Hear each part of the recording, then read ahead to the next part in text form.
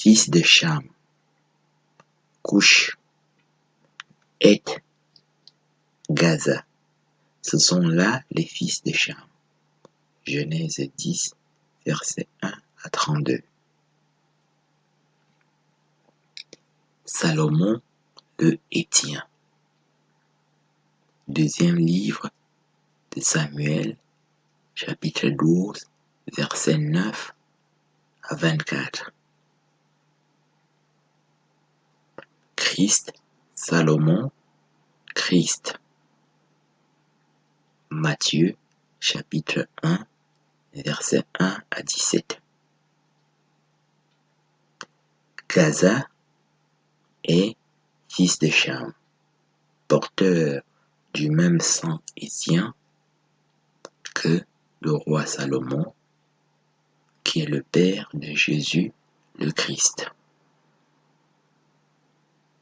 Et ils sont tous Cushites, ce qui veut dire noir, éthiopien, nègre, mort, Cushite, conformément à la définition de Jérémie 13, verset 23.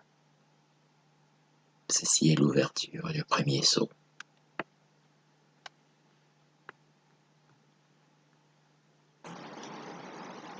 Madian, Gaza.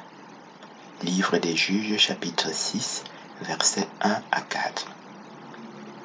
Éthiopie, Madian. Habakkuk, chapitre 3, verset 7. Gaza est madianite et éthiopien, encore appelé Cush. Ouverture du deuxième sceau.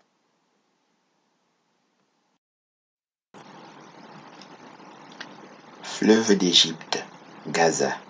Fleuve d'Égypte. Josué, chapitre 15, versets 1 à 63.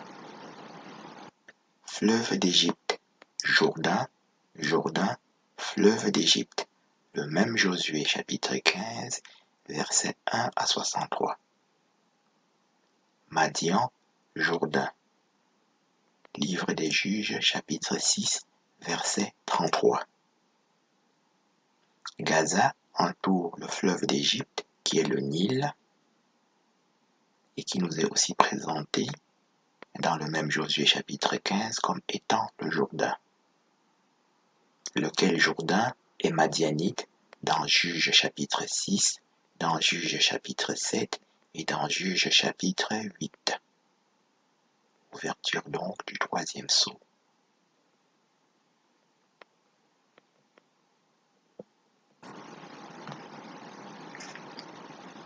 Kénien, Gaza. Livre des Juges, chapitre 1, verset 16 à 18. Madian, Séphora. Exode, chapitre 2, verset 15 à 21. Femme éthiopienne. Nombre, chapitre 12, verset 1.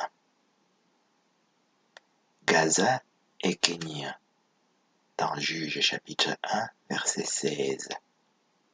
Il définit comme étant le beau-père de Moïse.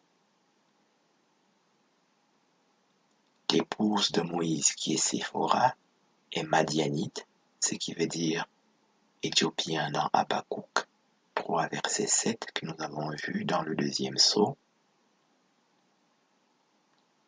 et qui veut dire aussi femme éthiopienne dans Nombre chapitre 12, verset 1. Gaza est donc éthiopien au sens littéral, au minimum à 2 reprises jusqu'ici. Ouverture du quatrième sceau.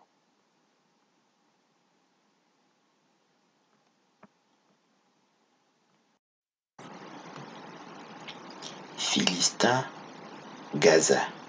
Philistin. Jérémie, chapitre 47, versets 1 à 7.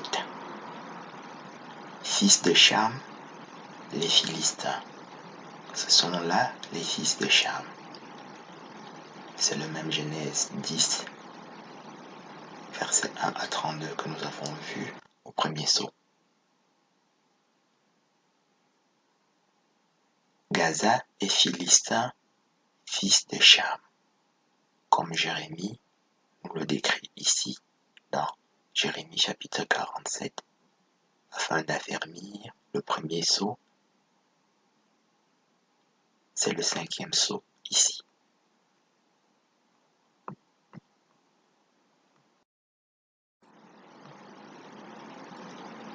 Canaan, Gaza, Canaan, Josué 13, versets 2 à 4.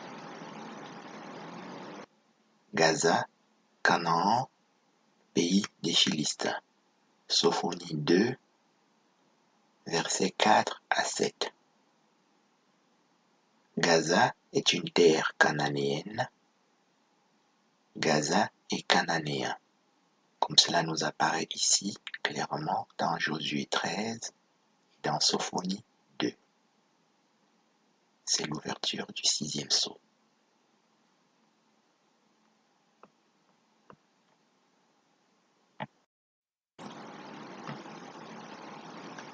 Sidon, Gaza, Jébusien.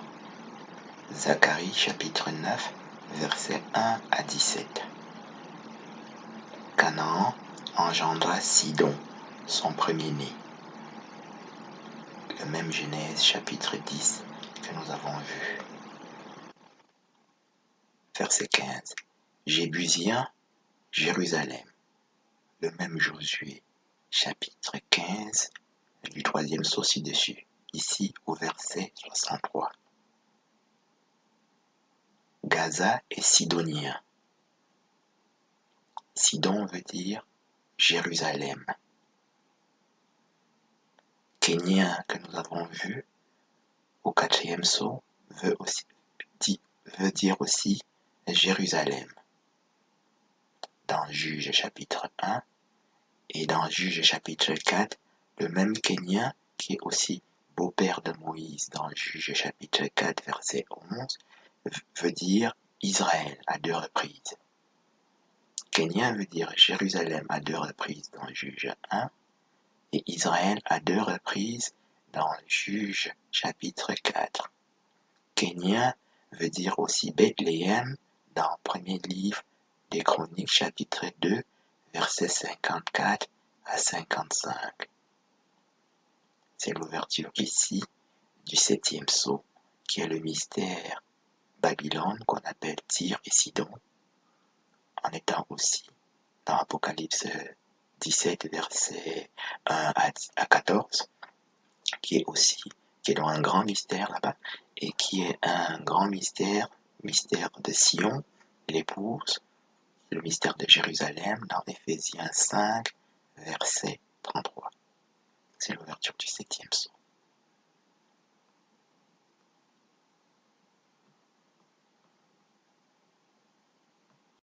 Et chaque fois c'est précisé Kénien, beau-père de Moïse. Et nous nous souvenons très bien que Moïse a une femme éthiopienne, répétée 2 fois dans Nombre chapitre 12 verset 1. Kénien veut donc dire beau-père de Moïse et ça veut dire éthiopien.